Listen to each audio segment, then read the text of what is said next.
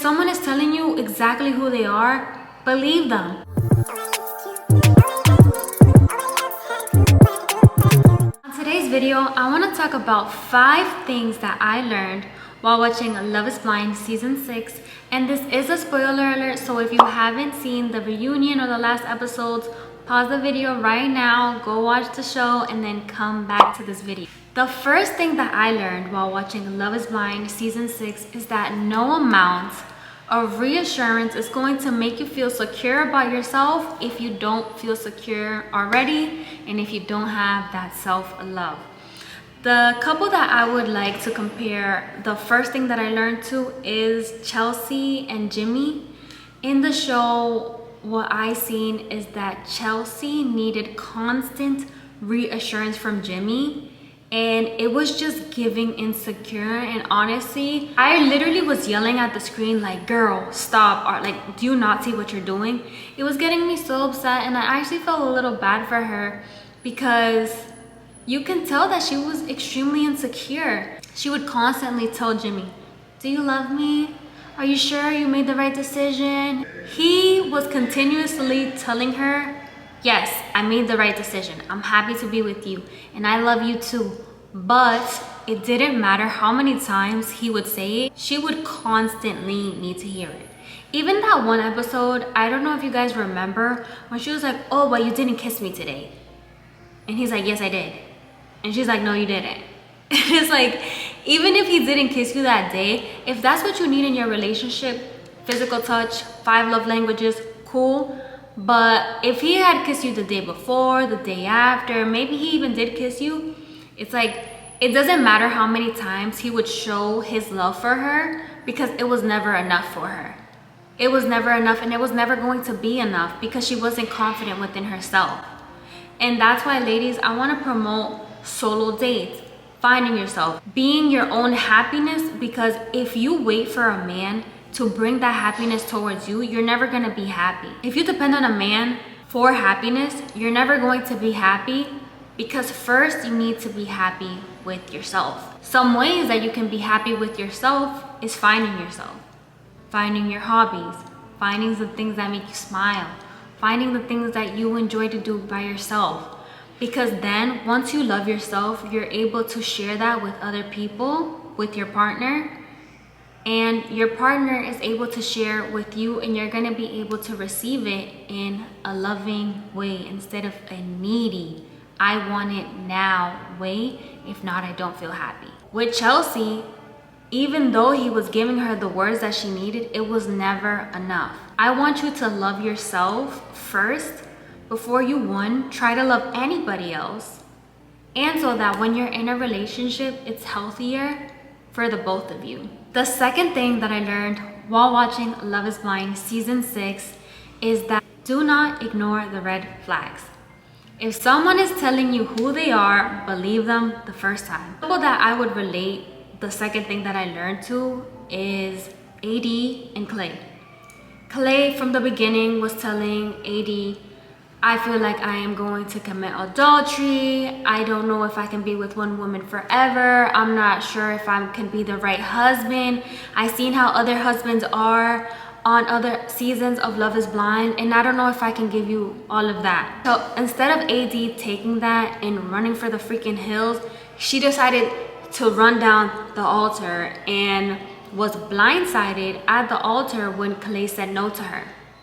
Clay had already displayed with his words that he wasn't all in, that he didn't know if he was going to say yes. When AD walked down the aisle, the reason why she felt so blindsided is because she truly decided to ignore the red flags. She decided to ignore all of the flags. She thought that when she was gonna get to the altar, or when they would potentially get married, she was gonna be able to help him, to heal him, and to be his therapist. Ladies, you do not need to be these guys' therapists. They can go find therapy. Just like how Clay said that he was finding therapy and he found himself and he became a better man, that's how they find help. You can't be the therapist for somebody and expect them to love you in the way that you want. That's not how things work. And if someone is telling you exactly who they are, believe them. Because at the end, I felt like one of the girls who was hurt probably the most was AD, but she ignored the signs. And we do not want to ignore the signs. If anything, the only signs we're gonna look for is the green signs, the green flags, and go with that. The third thing that I learned while watching Love is Blind season 6 is that communication is key. Communication is key to any relationship, to any friendship, to any partnership, because that way we are able to get through the hurdles.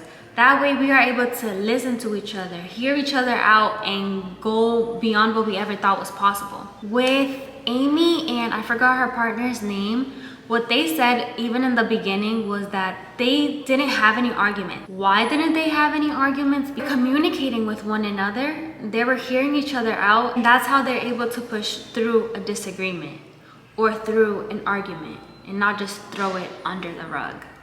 Communication is so important because, as you guys can see, Amy felt one way about birth control and about having kids, and so did he. Once she educated him and he was able to listen and they were able to discuss all of their options, they were able to get past that, and they were able to get married at the altar and have, from what it shows, a beautiful marriage. The fourth thing that I learned while watching Love is Blind season 6 is that you need to set boundaries. Boundaries are extremely important. With Sarah Ann, Laura, and Jeremy, it was just so messy. Honestly, Sarah Ann, to me, she was wrong. She should have never sent that message to him through DMs. But Jeremy was also wrong because in the pod, he kind of left their relationship open. He didn't set that boundary with her to say, I'm getting married and it's not to you, I hope you can move on.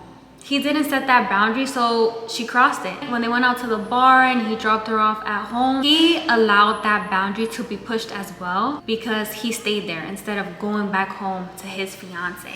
I feel like in the reunion, they were blaming Sarah Ann a little bit too much because Jeremy was also wrong for allowing that to happen. And he is so petty for wearing the Hawaiian shirt. Let's not even. The fifth thing that I learned while watching Love is Blind season 6 is that love is not blind. Honestly, I would love to say that love is blind, but it's just like when those doors open up and they finally see each other, I don't know if a switch goes off in their brain and they're like, wait, this person isn't my type, or I don't see if this can get far, and they forget all about those emotional, deep, meaningful conversations that they were having in the pods. With Brittany and Kenneth, they had such a strong relationship in the pods. They had the same religious belief. They would listen to each other, they heard each other, and it was all butterflies until they got to DR. And when they got to DR, there was no attraction between them. If love was truly blind, wouldn't they be together?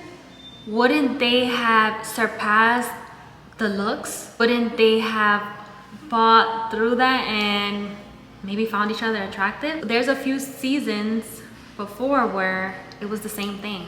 They finally seen each other and then they're like, wait. The thing that I do love about Love is Blind is that it promotes having more meaningful connections. And even though this season has somewhat shown me that love is not blind, I will still be tuning in to season 7. Let me know what you guys think in the comments below. If you learned anything from the season, if you can relate, if any of the things that I pointed out has helped you or has helped open up your eyes. And I hope to see you on my next video. Bye.